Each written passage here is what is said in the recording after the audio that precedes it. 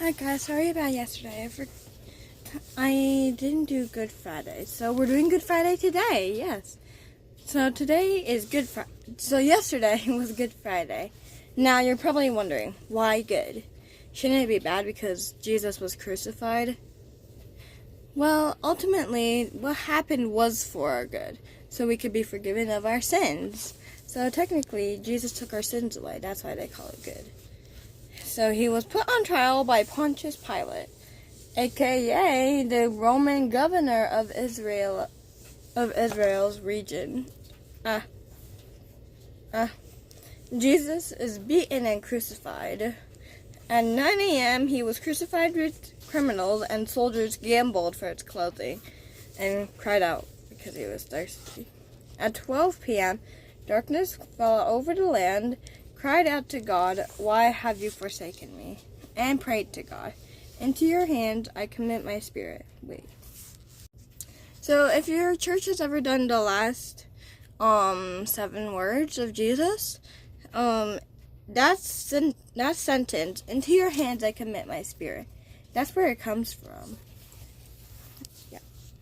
Fun fact.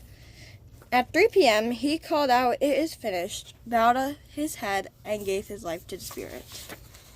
Or gave up his spirit, Several miracles occurred at the time of Jesus' death. The temple veil was torn. So, you're probably wondering, why is that a miracle? You can always tear that down. Well, actually, it's kind of tougher than you think, because it holds the presence of God in there. And you can't go in there unless you're like a high priest. But when Jesus died, he took that all away. Yeah. And the earth shook and rocks split. So technically a really big earthquake with a lot of power. And graves were opened and people were raised from the dead. Now that's something that I even didn't know. I'm honestly surprised. And Jesus finally was buried. The tomb was opened by a rich man, Joseph of Arimathea. I have no idea if I pronounced that right, but anyways. So, about yesterday. So, after we discussed this, what are you thinking about now about why they call this Good Friday?